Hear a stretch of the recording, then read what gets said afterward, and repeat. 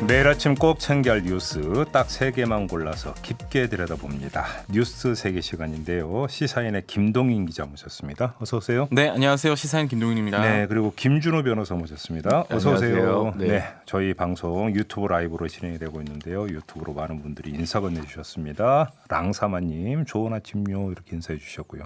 김희호님, 성은 김희호의 김희호라고 봐야겠죠. 네, 이름은 DS. 네.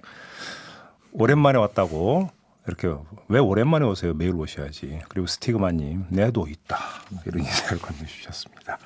유튜브에 들어가셔서 김종배의 시선집중 검색하시면 바로 뜨니까요. 함께해 주시고요. 좋아요와 구독 버튼도 눌러주시기 부탁드리겠습니다.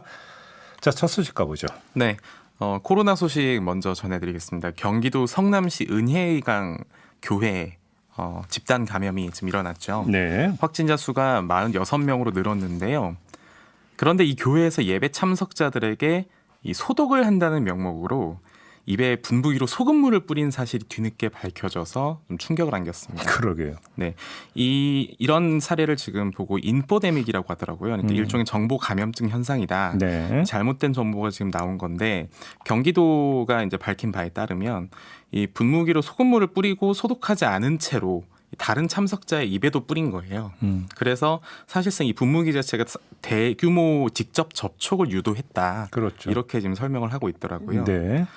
지금 하루 감염자 수가 조금 줄어들고는 있지만 여전히 특히 수도권을 중심으로 좀 불안감이 커져서 개학 추가 연기 문제도 지금 논쟁이 되고 있는데요. 지금 개학을 2주 더 미루는 방안이 유력한 상황이긴 한데 네. 정부가 오늘 이 유치원과 초중고교의 추가 개학 연기 여부를 발표할 예정이라고 합니다. 그리고 이 은혜의강 교회 그 목사 같은 경우 입장이 나왔더라고요. 뭐 네. 사죄의 말씀을 드린다. 더 이상 뭐 그 이걸 진행을 할 수 있을지 잘 모르겠다. 뭐 이런 식으로까지 뭐 입장이 좀 나왔던데. 네. 근데 왜 그랬을까요, 도대체? 작은 교회들은 아무래도 신자분들의 나이도 좀 고령층이고 뭐 온라인 예배 이런 것들을 하기엔 시스템도 적합하지도 않고 네. 사실은 이런 얘기하면 좀 그렇습니다만 뭐 헌금이나 이런 것들도 1, 2주만 끊기게 되면 사실 교회 운영이 좀 어려운 측면도 많이 있는 것 같습니다. 그래서 네. 대형 교회와 좀 작은 교회는 사실은 좀 기준이나 운영의 묘를 살릴 수 있는 재량이 좀 달라서 그런 부분이 좀 안타까운 게 현실인 것 같습니다. 근데 지금 이 상황에서 대형 교회와 작은 교회를 나눠서 접근해야 될지 솔직히 좀 의문이고요. 근데 그거보다 더 중요한 문제는 왜 그랬어요라고 제가 여쭤본 건 왜 분무기를 뿌리냐라는 거예요, 도대체. 이거 정말 몰라서 이렇게 한 거예요? 아무래도 실제 소독을 한다는 내용 자체를 잘못된 정보가 지금 유충이 된 것 같은데 네. 사실 이 입보다 중요한 건 손이다라는 게 이제 기본적인 상식으로 좀 알려져 있는 상황인데 네. 아무래도 이 부분에서 이게 이제 뭐냐면 큰 판단이 비말을 나온 것 통해서 같습니다. 감염이 된다는 이야기를 듣고 비말은 입에서 나오니까 네. 그래서 입을 소독해야 된다 이렇게 생각을 했던 거라고 추정을 할 수 있는 거죠. 그러니까 사실 질병관리본부 홈페이지보다는 누군가 넘겨주는 카톡 글을 더 신뢰하는 사회가 되다 보니 예. 이런 가짜뉴스가 걸러지지 않는 문제가 있는 것 같습니다. 네. 이럴 때일수록 정말로 어떤 그 관계 당국의 거기서 제시하고 있는 그 생활 수칙, 기본 수칙을 따르는 게 사실은 가장 정답인데요. 네. 그렇죠. 민간 비법이라는 거 없어요. 정말 없거든요. 그냥 그 기본 생활 수칙을 따르는 게 가장 현명한 처사 이런 말씀 좀 다시 한번 드리겠습니다. 좀 어이없어서 드리는 이야기고요. 제대로 된 정보의 강이 흐르기를 바라면서 다음 뉴스로 넘어가겠습니다. 네. 정치권 얘기로 좀 넘어가 보도록 하겠습니다. 네. 정치권에서 여전히 공천 후폭풍이 이어지고 있는데요. 민주당에서는 민병두 의원, 동대문 을지역구죠, 서울이요. 그리고 의정부 갑의 문석균 씨, 그리고 예, 문희상 의장의 아들. 문희상 의장의 아들이죠. 예. 그리고 금천구의 차성수 전 금천구청장이 지금 무소속 출마 준비를 하고 있다고 합니다. 네. 이에 대해서 이해찬 대표가 지금 무소속 출마를 할 경우에 뭐 당에서 영구 제명할 것이다. 사실 이건 아마 당원 당규를 좀 고쳐야 되는 문제일 거예요. 네. 그런데 이런 어떤 경고가 사실 조금 논란이 되긴 했어요. 왜냐하면 4년 전에 본인이 이제 컷오프 후에 무소속 출마를 해서 당으로 돌아온 적이 있었거든요. 네. 그래서 민주당에서는 지금 이 부분이 가장 큰 문제가 되었고요. 한편 미래통합당은 지금 비례위성정당인 미래한국당의 비례공천 때문에 지금 난리가 났습니다. 네. 네. 비례공천 명단이 지금 나왔는데 미래통합당 차원에서 영입한 인사들이 누락되어서 지금 이걸 가지고 한선교의 난이다라는 표현을 하시는 분들도 좀 있더라고요. 그러게요. 아무튼 그 여야를 가리지 않고 공천에서 탈락한 사람들이 탈당해서 무소속 출마를 하겠다. 그러면서 꼭 뒤에 덧붙이는 이야기가 돌아오겠다. 네. 라는 말을 꼭 덧붙이잖아요. 네, 돌아와서 힘이 되겠다. 근데 이제 그 당에서는 누구 맘대로 돌아오는데 이런 이야기를 하는데 경험칙으로 입각해서 본다면 돌아오겠다는 얘기가 뭐냐면 그래 지금은 그러지만 선거 결과 나와서 한 석이 아쉬우면 어떻게 하는 점을 두고 보자. 이런 거잖아요. 간단히 네, 그렇죠. 여기에 이런 게 깔려 있는 거잖아요. 네네. 한 석이 아쉬우면 내가 갑이지 을이 아니다. 이런 계산이 깔려가지고 계속 이제 이런 행위를 하는 거고 또 정당 같은 경우도 그때마다 한 석이 아쉬워서 받아들이다 보니까 이런 게 악순환이 되는 거 아니겠습니까? 네, 그리고 사실 양당제가 고착화된 상황에서 네. 사실 특정 지역에서 이런 일들이 좀 많았죠. 예, 왜냐하면 좀 유리한 국면에 있는 지역에서 네. 무소속으로 했을 때 이게 1대1 싸움이 아니라 사실 1대1대1 싸움도 해볼 만하다라는 판단이 든 경우에 좀 이런 일들이 많았고요. 특히 네. 그래서 예전에는 특히나 옛날에는 아무래도 지역 선거가 좀 고착화됐을 때 이런 사례 좀 많았던 경험도 있고요. 그러게요. 이 정말로 이 안 좋은 이 관행은 좀 고리를 좀 끊었으면 좋겠다라는 이야기 아마 많은 분들이 공감을 하실 거라고 그렇게 생각을 하고요. 이 미래한국당 공천 명단 뭐 어제 미래한국당 뭐 최고위원 회의에서는 뭐 책상 치고 박차고 나가고 난리가 났다고 그러고 미래통합당도 부글부글 수준을 넘었다 이런 보도가 막 계속 나오고 있더라고요. 이거 한마디로 얘기하면 한성교 미래한국당 대표의 뭐라고 표현을 해야 되는 겁니까? 이게 이제 4선 의원의 네. 그 힙합씬에서 하는 짬에서 나오는 바이브라고 하죠. 짬바라고. 예, 예, 예. 잠깐만요. 뭐라고요? 짬에서 나오는 왜 바이브. 저를 소외시켜요 지금? 네. 짬에서 나오는 뭐? 바이브요. 아 예. 네. 하여튼 그 4선 의원은 정말 아무나 하는 게 아니구나. 이런 어떤 결단력 이런 것들이 되게 돋보였다고 할 수 있는데. 이것도 결단력입니까? 근데 뭐 어쨌든 결단력이라고 보는데 네. 뭐 서로 다른 당이니까. 근데 네. 어쨌든 통합당 입장에서는 나름대로 야심차게 영입한 전략 영입 인재들이 당선권이라고 할 수 있는 20번 안에는 아무도 안 들어와 한 있다는 명도 안 거. 들어가 있어요. 네, 그건 예. 굉장한 것 같고. 예. 그래서 본인도 스스로 또 비례 공천을 받은 정운천 의원 같은 경우도 그 최고위원인데 미래 한국당에 이분도 그래서 박차고 나갔다는 거죠 지금. 18번인가 그랬죠? 네, 18번인가 네, 받긴 네. 했습니다만은 어쨌든 좀 이게 한성교 대표 그리고 공병호 그 공관위원장 두 분의 핵심적인 작품이라는 게 이제 흘러나오는 정보인 것 같습니다. 그러게요. 야 이렇게 되면 사실 좀 짚어야 되는 이야기가 많이 있습니다. 첫째, 이게 이제 그 중앙선관위의 유권 해석 결과에 따르면 이걸로 확정이 된 게 아니라 네. 다시 어떤 그 민주적인 투표 절차를 거쳐야 된다라고 하는 다음 절차가 남아 있지 네, 않겠습니까? 선거인단 찬반 투표를 거치고요. 네. 그리고 나서 최고위원회 의결 이렇게 그렇죠. 지금 진행이 되는데. 근데 이 과정이 이제 그 제대로 통과될 수 있겠느냐라고 하는 것들을 그러니까 좀 지켜봐야 되는 문제가 있고 더 중요한 점은 총선 이후에 미래통합당하고 이렇게 되면 미래한국당의 관계가 도대체 어떻게 되는 거냐.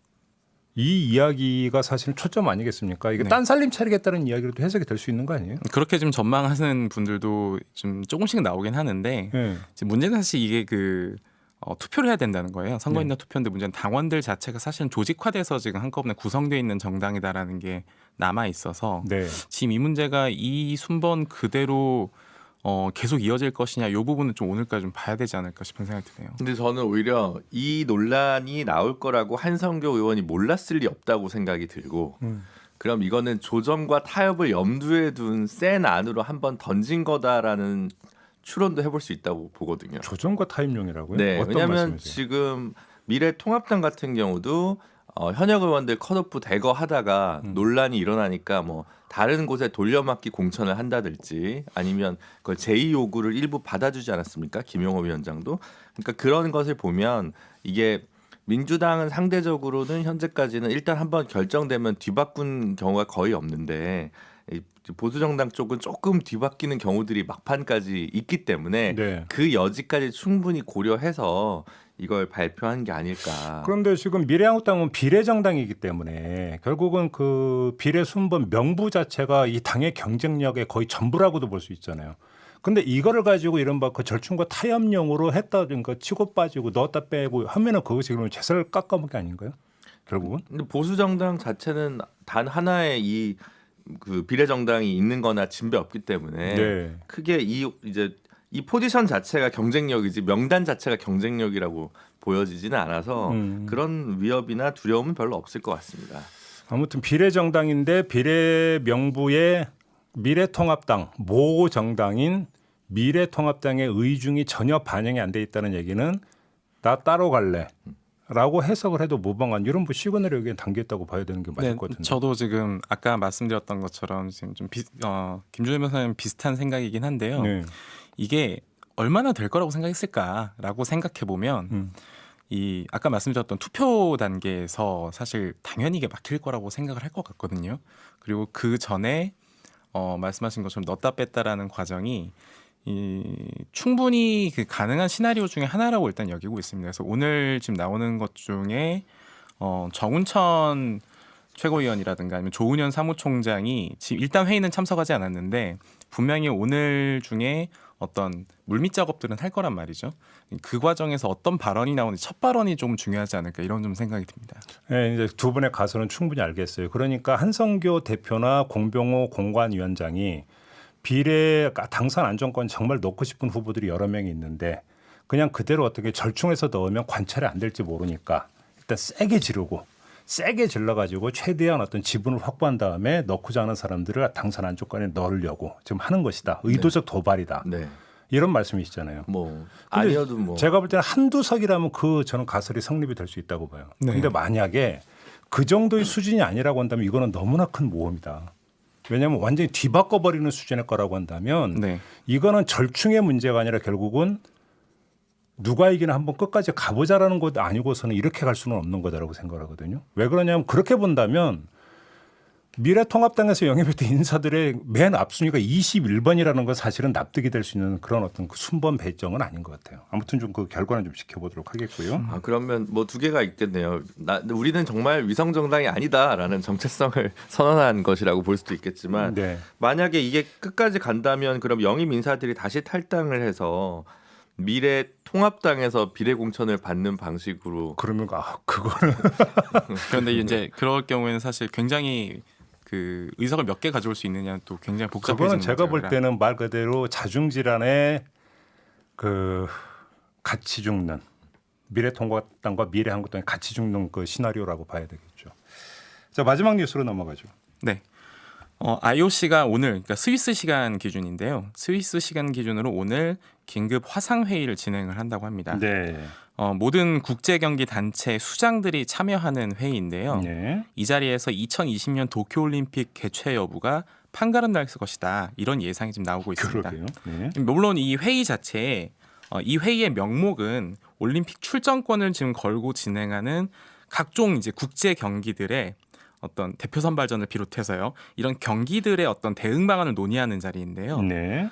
지금 그리스에서 시작한 어떤 성화봉송도 지금 비공개 진행을 하고 있어요. 그렇다면서요. 네, 그리고 선수들도 선발해야 되는데 지금 대표 선발전 자체가 불가능한 상황이라서 네. 전반적인 일정에 대한 어떤 논의가 나올 수밖에 없다. 이런 예측이 나오고 있고요. 네. 지금 14일이었죠. 일본 경제 매체인 머니보이스가 보도한 내용이 조금 화제가 됐는데 이런 말을 썼습니다. 실제로는 이미 IOC가 올림픽 개최 중지가 결정됐고 일본 올림픽 조직위원회의 위원회와 아베 신조 총리에게 통보했다. 오. 이런 정보가 있다라는 보도가 나오긴 했는데 다만 공개를 안 하고 있을 뿐이다. 네, 그런 얘기가 나오긴 했는데 이 부분도 물론 이 보도를 얼마나 믿을 수 있을지는 잘 모르겠지만 그래서 내부적으로 어쨌든 이 문제에 대한 논의가 지금 나오고 있다. 네. 이건 볼 수 있을 것 같고요. 실제로 뭐 1, 2년 연기를 하거나 혹은 취소될 가능성이 그렇게 높아 보이진 않지만 그렇죠. 행여나 취소가 결정이 될 경우에는 예. 이 아베 정부의 어떤 후폭풍이 이어질지 이 문제도 좀 지켜봐야 될 것 같습니다. 지금 이 뉴스가 들어온 게 IOC가 그 코로나19 확산 때문에 도쿄올림픽 출전을 위한 권투 종목의 유럽 지역 예선전을 중단한다고 발표를 했다. 이런 소식이 지금 들려오고 있고요. 5월로 예정된 미주 지역 예선 그리고 최종 예선전도 중단을 했다는 소식 들려오고 있는데 네. 이렇게 되면 지금 김동인 기자가 전해주신 뉴스 맥락하고 지금 딱 맞는 어떤 그런 뉴스가 계속 들어오고 있는 것 같습니다. 네. 근데 만약에 정말로 IOC가 연기 결정을 한다면 곡소리가 나겠군요.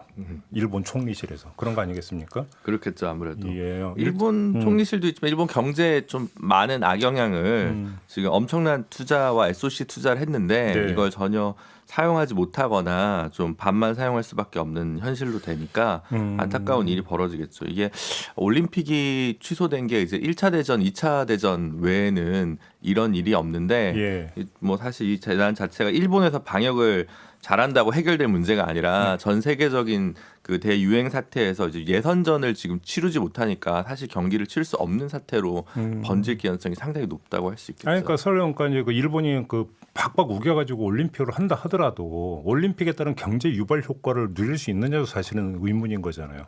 관광객이 일본으로 가겠습니까? 올림픽 경기 보러? 지금 예상됐던 수치만 따지고 보면 이 참가 선수단이 한 1만 2천 명 정도였고 예. 그다음에 관광객이 한 100만 명 정도일 것으로 지금 예상이 됐었는데 예. 문제는 이 많은 인원들이 지금 모여들었을 때의 문제가 좀 발생할 수 바로 있고요. 그거죠. 코로나19가 완전히 그 제압이 되지 않은 상태에서 100만 명이 모여든다면 네. 어떻게 되겠어요? 네, 그리고 사실 한 몇 주 전까지만 해도 이 올림픽 문제는 일본에서는 그 감염자의 그 확진자의 숫자가 늘어나지 않는다. 이 부분에 대해서 지금 강조를 하면서 사실 일본의 문제가 크지 않다면 열릴 수도 있다, 열릴 가능성이 높다 이런 관측이었는데 이 문제는 그 사전에 있는 모든 프로세스가 지금 끊긴다는 거예요. 네. 그래서 그 프로세스 문제가 쉽게 당장 해결될 것 같아 보이지는 않는 상황이죠. 그러니까요. 그게 4년 전 브라질 올림픽 때도 지카 바이러스가 문제가 됐지만 그때와 좀 상황이 다른 것 같습니다. 근데 1년, 2년 연기한다는 게 저는 불가능한 것 같은 게 예를 들어 2년 후에 한다. 그러면 월드컵이랑 아시안 게임이 있습니다. 그러니까 무슨 얘기냐면 지금 국제 스포츠라는 게 매년 모두 촘촘히 일정이 박혀 있기 때문에 그렇죠. 1년, 2년 이렇게 미룬다는 게 사실 어렵고 차라리 4년 후로 미루면 모를까.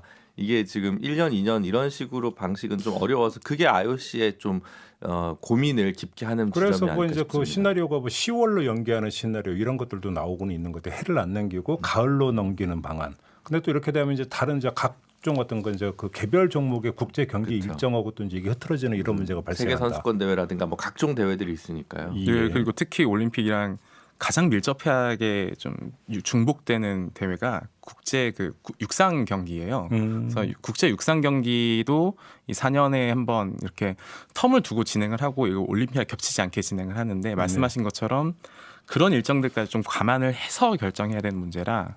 그렇죠. 물론 그거를 지금 당장 결정하지는 않을 겁니다.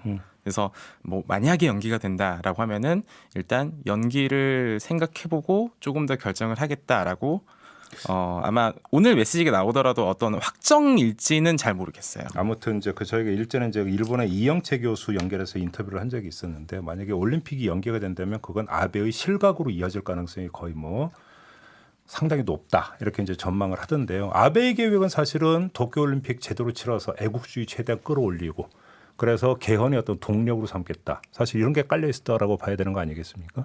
근데 이 계획이 지금 이제 삐끗하고 있다 이렇게. 근데 또 이제 그 한 언론 보도 보니까 올림픽 개최에 대해서는 일본 국민들도 좀 부정적인 여론이 좀 높아져 가고 있지만 네. 아베 정부에 대한 평가는 또 그렇게 왜냐면 이게 지금 아베가 잘못해가지고 뭐 코로나 바이러스가 일본에 퍼지거나 올림픽이 취소되는 게 아니기 때문에 물론 이제 말씀하신 대로 뭔가 더 큰 높은 지지도를 얻고 개헌 평화헌법 개정을 계약을 추구하는 건 좀 어렵겠지만 아베 지지도도 엄청 빠졌어요. 예를 들어서 이제 벚꽃 스캔들가 났을 네. 때까지만 해도 40% 초반대는 유지를 했는데 방역에 제대로 대처를 하지 않으면서 거의 30%까지 확 떨어져 버렸기 때문에 아베에게는 거의 치명타라고 봐야 되겠죠. 지금 그리고 제일 핵심인 건 지금 경제 문제인 것 같은데요. 이게 아무래도 어제 미국 시장도 지금 난리였었는데 그렇죠. 이게 지금 결국에는 달러화 약세가 되면서 나중에는 그 엔화 강세가 이어질 경우에는 수출에 또 문제가 생길 것이고 일본에서는 그리고 이 일본의 또 소비세 인상을 비롯해서 사실 지금 재정적인 문제도 워낙에 크기 때문에 네.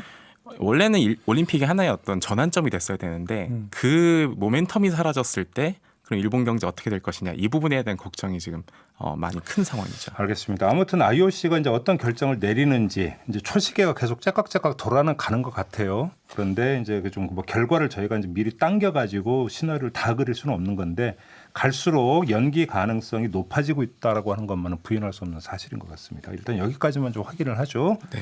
자, 뉴스세계 이렇게 마무리하겠습니다. 김동인 기자, 김준우 변호사와 함께했습니다. 고맙습니다. 감사합니다. 고맙습니다.